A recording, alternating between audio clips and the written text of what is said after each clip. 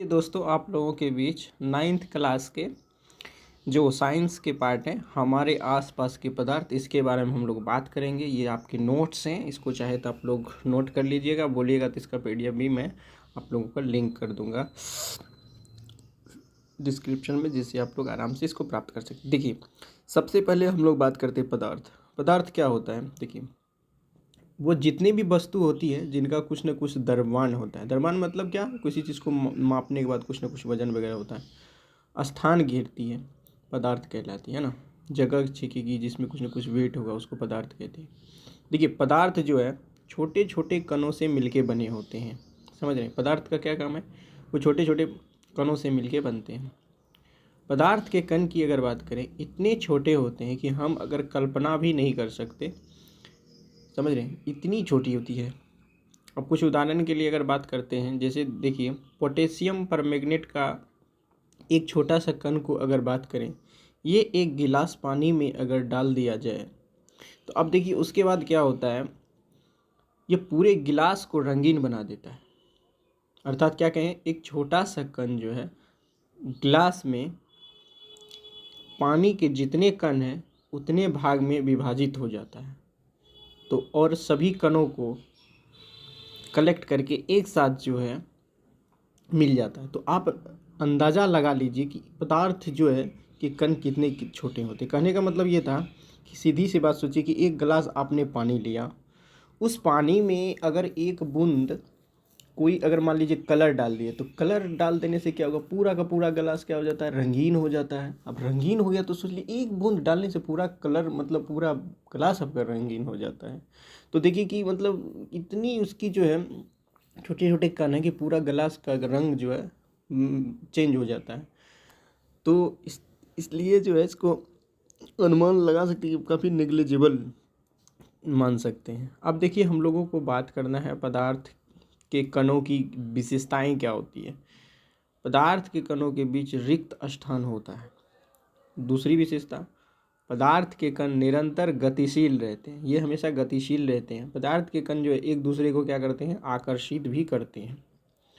आइए हम लोग बात करते हैं सबसे पहले जो पदार्थ के कणों के बीच जो रिक्त स्थान होता है वो क्या होता है। देखिए, जैसे देखिए कि नमक है, शर्करा है, डिटोल है, या फिर अगर बात करें पोटेशियम परमैंगनेट, जैसे कि पदार्थ आसानी से क्या है जल के कणों के बीच मिल जाते हैं, है ना।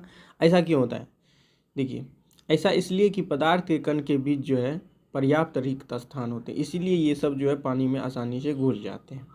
अब देखिए, अगला है कि पदार्थ के कण जो है निरंतर गतिशील होते हैं। अब कैसे गतिशील होते हैं? देखिए, पदार्थ के कण निरंतर गतिशील होते हैं, इसमें क्या वजह है बताते हैं। गतिज ऊर्जा होने के वजह से, देखिए तापमान बढ़ने पर कण की गति तेज हो जाती है। अगर टेम्परेचर बढ़ा देंगे तो उसका कणों की जो गति है वो बढ़ जाएगी, और इसीलिए हम कह सकते हैं कि तापमान बढ़ाने से कणों की गतिज ऊर्जा भी बढ़ जाती है। अब हम लोग बात करते हैं पदार्थ के कण जो है एक दूसरे को आकर्षित करते हैं। तो कैसे करते हैं? देखिए, पदार्थ के कणों के बीच एक बल कार्य करता है, और ये बल कणों को एक दूसरे से बांधे रखता है।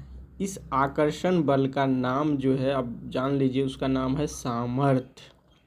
अलग अलग पदार्थों में ये अलग अलग होता है। सबसे अधिक आकर्षण बल की अगर बात करें तो ध्यान रखिएगा ठोस पदार्थों में होता है, और सबसे कम की अगर बात करें तो वो गैसों में होता है। यही कारण है कि गैसों के कण कम आकर्षण बल के कारण फैले रहते हैं, जबकि ठोस जो है कठोरता से जुड़े रहते हैं। आइए हम लोग अब देखते हैं पदार्थ की अवस्थाएं। देखिए, पदार्थ की 3 अवस्थाएं होती है, एक ठोस, एक द्रव और एक गैस। देखिए, किसी भी पदार्थ की अवस्थाओं का बनना अब कैसे बनता है बात करते हैं। देखिए, ठोस, द्रव और गैस, ये 3 अवस्थाएं उनके कणों के विभिन्न विशेषताओं के यदि जितने ही कणों के बीच की दूरी बढ़ेगी आकर्षण बल कम होगा, और वे पदार्थ, ध्यान रखिएगा, उतनी ही कम ठोस से द्रव और द्रव से गैस की ओर बढ़ता जाएगा। आइए हम लोग बात करते हैं ठोस का गुणधर्म। देखिए, इसका निश्चित आकार तथा स्पष्ट सीमाएं होती हैं। ठोस का जो गुण होता है, एक निश्चित इसका आकार होगा, साथ ही साथ एक निश्चित इसकी सीमाएं भी होगी, स्पष्ट सीमाएं। दूसरा गुण अगर बात करें ठोस का, ये स्थिर आयतन, अर्थात इसका आयतन स्थिर होगा, या फिर इसको कह लीजिए कि संपीड्यता नगण्य हो।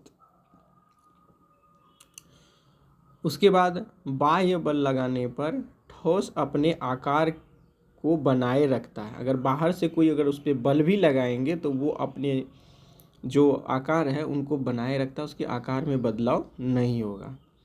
एक है अंतराणुविक बल, जो ठोस और द्रव तथा गैस से अधिक होता है। आइए हम लोग बात करते हैं द्रव के गुणधर्म। देखो, द्रव का निश्चित आकार नहीं होता है, इसका आयतन निश्चित होता है, द्रवों में बहाव होता है और इनका आकार बदलता रहता है। इसका अंतराण्विक बल ठोस से क्या होता है, कम होता है। आइए हम लोग दोस्तों देखते हैं गैस के गुणधर्म। तो गैस की गुणधर्म में देखते हैं इसका क्या है। देखिए, ठोसों एवं द्रवों की तुलना में गैसों की संपीड्यता, संपीड्यता का मतलब होता है कंप्रेशन, है ना, ये काफ़ी अधिक होता है। देखिए, इनके कणों के बीच की अगर बात करते हैं तो अंतराण्विक बल जो है सबसे कम होता है। देखो, गैसों को आसानी से दबाया जा सकता है, इसका विसरण काफ़ी तीव्रता से होता है। आइए हम लोग बात करते हैं वाष्पीकरण।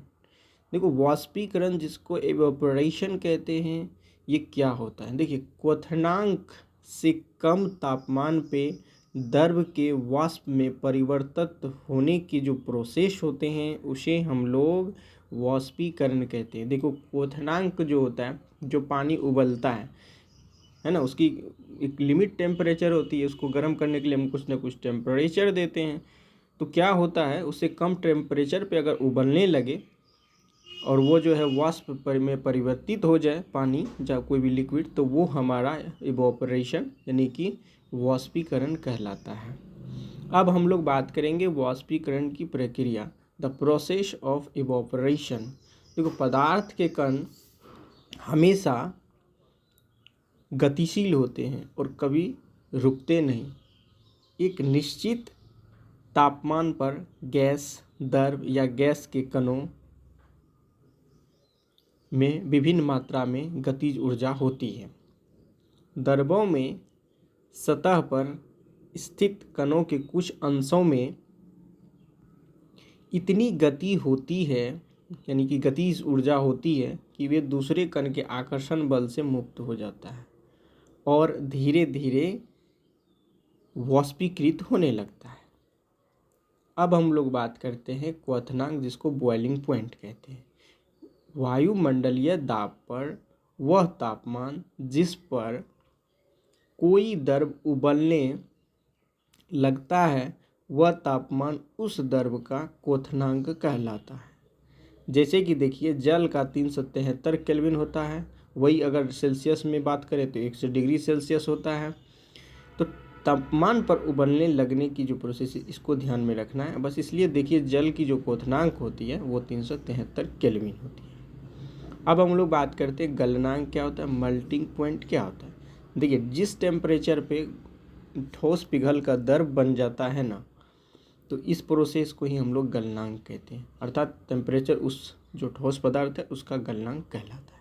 जैसे देखिए, बर्फ़ का गलनांक 273.16 केल्विन है। तो कहने का मतलब है कि जो बर्फ़ है 277.16 केल्विन ताप पर गलने लगता है।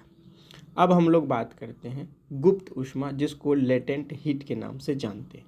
देखिए, जब कोई पदार्थ गलने की प्रक्रिया के दौरान अपने गलनांक पर पहुंचता है तो इसे और अधिक ताप बढ़ाने के बाद भी यह तापमान में बिना किसी वृद्धि दर्शाए पदार्थ की अवस्था को बदलता रहता है।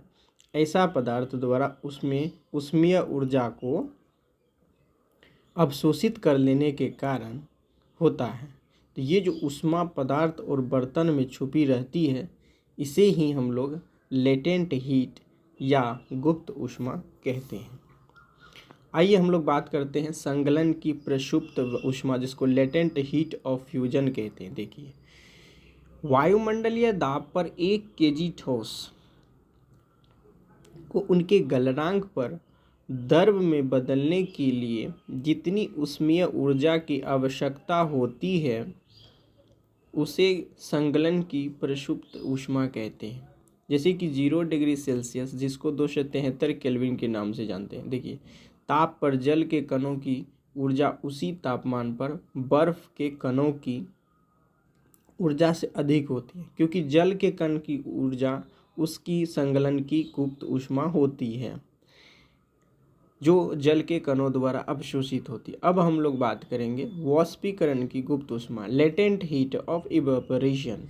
देखिए, जो वायुमंडलीय दाब पर 1 केजी द्रव या गैस को उसके क्वथनांक पर वाष्पीकृत होने के लिए जितनी ऊष्मीय ऊर्जा की आवश्यकता होती है, वो ऊष्मा वाष्पीकरण की गुप्त ऊष्मा कहलाता है।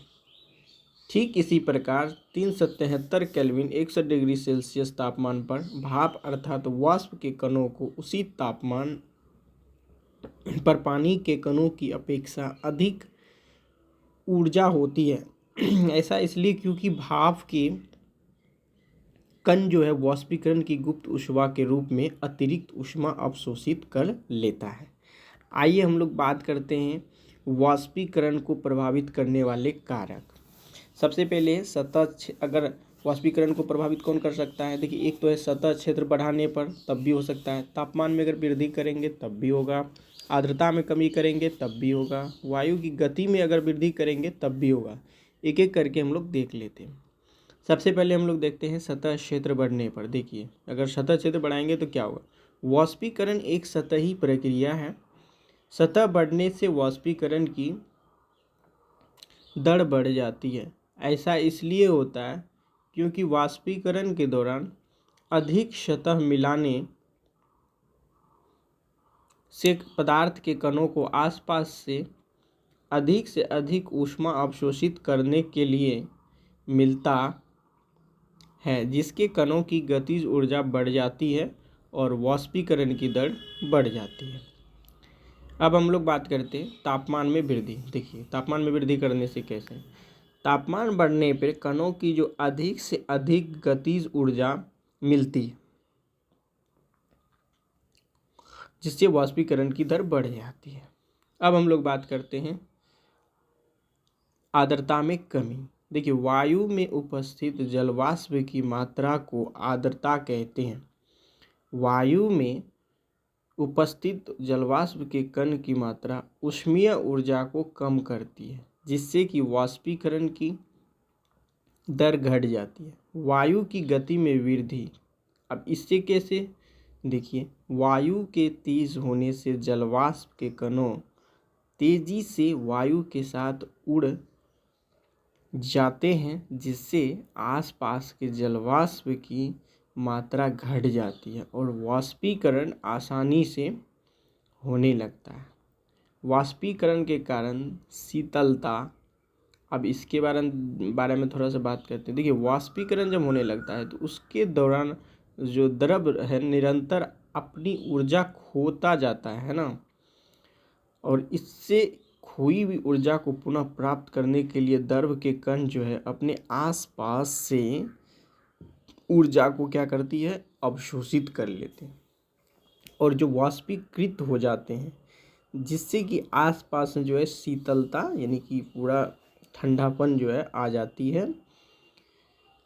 अब एग्जाम्पल के लिए अगर बात करें तो मिट्टी के घड़े में जो रखे पानी ठंडा होना, ये सब इसी का वजह है। हथेली पर इत्र रखना और एसीटोन या कह लो तो पेट्रोल गिरने पर ठंडक महसूस होना, या फिर गर्मियों में जो कूलर से ठंडक निकलता है, ये सब इसी प्रोसेस पे काम करता है।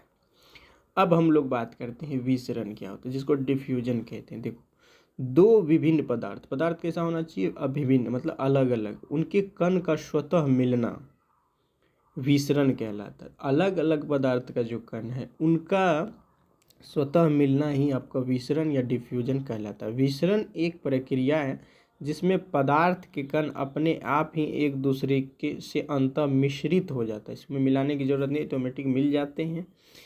ऐसा कणों से रिक्त स्थान में समावेश के कारण होता है, क्योंकि जब कणों के बीच कुछ न कुछ जगह स्पेस खाली होगा तो उनके समावेश करने के कारण इसका होता है। देखिए, ठोस, द्रव और गैस पदार्थ की ये अवस्थाएं उनके कणों की अलग अलग विशेषताओं के कारण होता है। ठोस हो चाहे द्रव हो, गैस हो, इनमें अलग अलग होता है। अब हम लोग बात करते हैं द्रवों के विसरण के बारे में। Diffusion in liquids.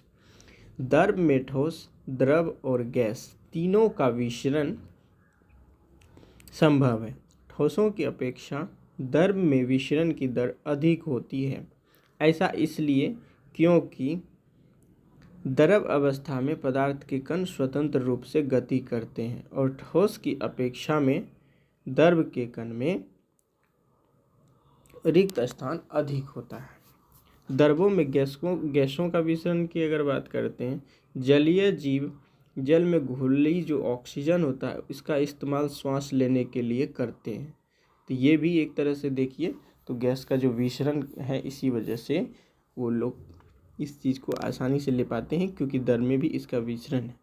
अब लोग गैस के विसरण की अगर बढ़िया से बात कर लेते हैं तनी, तो देखिए डिफ्यूजन इन गैसेस। अब कैसे, देखिए गैसों में संपीड़ितता, जिसको हम लोग कंप्रेशन कहते हैं, ठोस एवं द्रव की अपेक्षा जो है क्या होता है, अधिक होती है। देखो, इनके कणों के बीच जो रिक्त स्थान अन्य पदार्थों की अपेक्षा अधिक होती है, तो जिसके वजह से कणों के बीच आकर्षण बल भी काफ़ी कम होती है, जिससे कणों की तेज गति अत्यधिक रिक्त स्थान के कारण गैसों का अन्य गैसों के विसरण बहुत तीव्रता से होता है।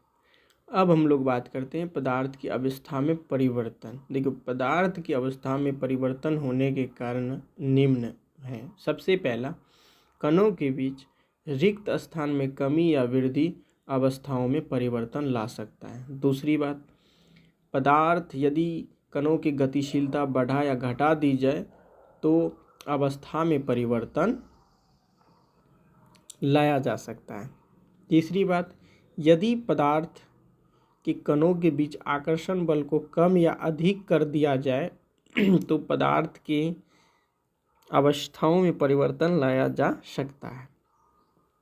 उपरोक्त सभी बिंदुओं से यह पता चलता है कि पदार्थ की अवस्थाओं में परिवर्तन उनके विभिन्न गुणों से परिवर्तित होने के कारण होता है। अतः इन गुणों में परिवर्तित लाने वाले भौतिक कारक क्या है। तो देखिए, बात करते हैं हम लोग पदार्थ के गुणों में परिवर्तित लाने वाले भौतिक कारण जिनके अवस्था में परिवर्तन होता है। सबसे पहले देखिए तापमान, फिर दाब। सबसे पहले हम लोग तापमान की बात करेंगे।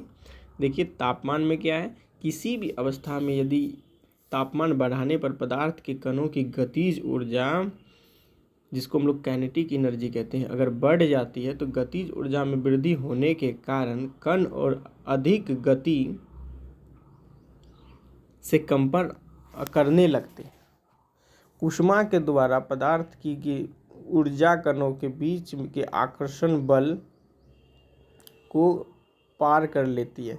इस कारण कण अपने नियत स्थान छोड़कर अधिक स्वतंत्र होकर गति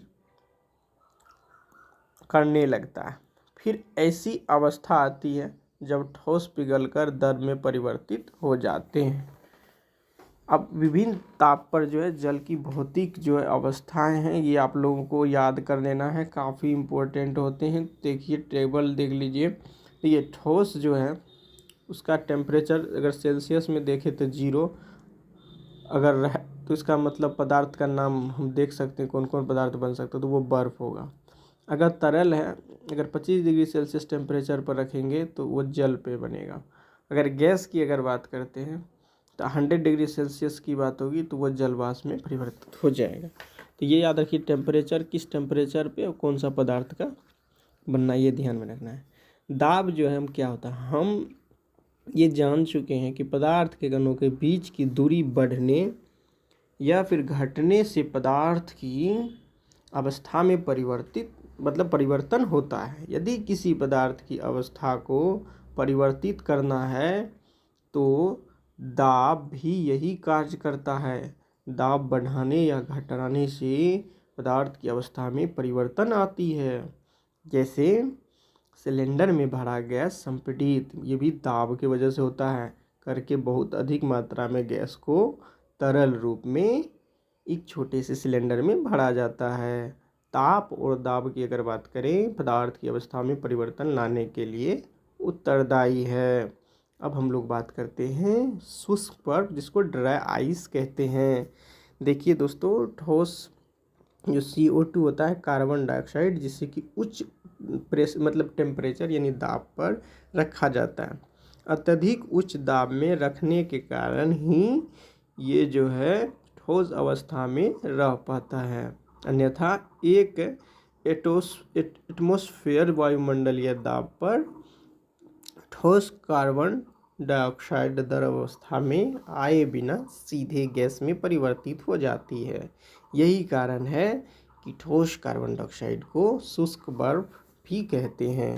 तो आई होप दोस्त, आप लोगों के लिए ये साइंस का 9th क्लास का चैप्टर था पहला, हमारे आसपास के पदार्थ।